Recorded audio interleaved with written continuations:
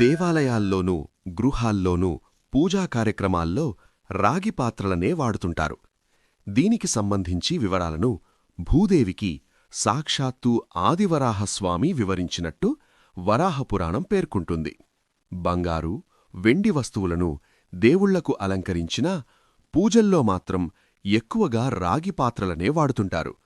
అయితే కొన్ని వేల యుగాలకు పూర్వం గుడాకేశుడు అనే రాక్షసుడు ఉండేవాడు. అతడు మహావిష్ణువుని నిత్యం కొలిచేవాడు. వైకుంఠధారి అంటే అతనికి ఎంతో భక్తి. ఒక ఆశ్రమంలో రాగి రూపంలో స్వాని కటాక్షం కోసం కఠోరమైన తపస్సు ఆచరించాడు. కొంతకాలమనంతరం శ్రీమహావిష్ణువు ప్రత్యక్షమై ఏం కావాలో కోరుకోమన్నాడు. తనకు ఎలాంటి వరాలు వద్దని తన దేహాన్ని సుదర్శన చక్రంతో ఖండించి భగవంతునిలో ఐక్యం చేసుకోవాలని గుడాకేశుడు కోరుతాడు. దాంతో అతని కోరిక నెరవేరుతుందని వరమిస్తాడు. తన శరీరం ద్వారా తయారుచేసిన పాత్రలు పూజలో ఉండాలని ప్రార్థిస్తాడు. అందుకు అనుగ్రహించిన పరంధాముడు వైశాఖ శుక్రపక్ష ద్వాదశి రోజున అతని కోరిక నెరవేరుతుందని వరమిస్తాడు. తరువాత కొన్నాళ్లకు ద్వాదశి వచ్చింది. సుదర్శన చక్రం అతని శరీరాన్ని ముక్కలు చేస్తుంది.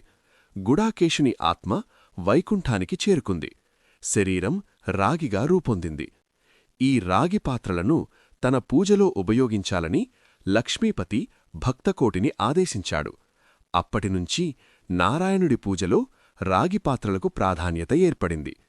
ఇక అప్పటినుంచి ఇప్పటివరకు పూజలో కేవలం రాగి పాత్రలనే ఉపయోగిస్తూ వస్తున్నారు. వెండి లేదా బంగారం లేదంటే ఇత్తడి రాగి పాత్రలను వాడటమే అన్ని విధాలా మంచిదని చెబుతోంది. స్టీలు లేదా ఇనుము శని సంబంధమైన లోహం కనుక దానికి బదులుగా ఇతర లోహాలతో చేసిన పాత్రలను మాత్రమే పూజకు వాడాలని, అప్పుడే ఎలాంటి దోషాలు లేని పరిపూర్ణమైన ఫలితాలను పొందవచ్చని చెబుతున్నారు. గతంలో రాగి చెంబు, రాగి బిందె, రాగి గ్లాసు, రాగి ప్లేటు ఇలా ఎక్కువగా రాగి వస్తువులనే వాడేవారు.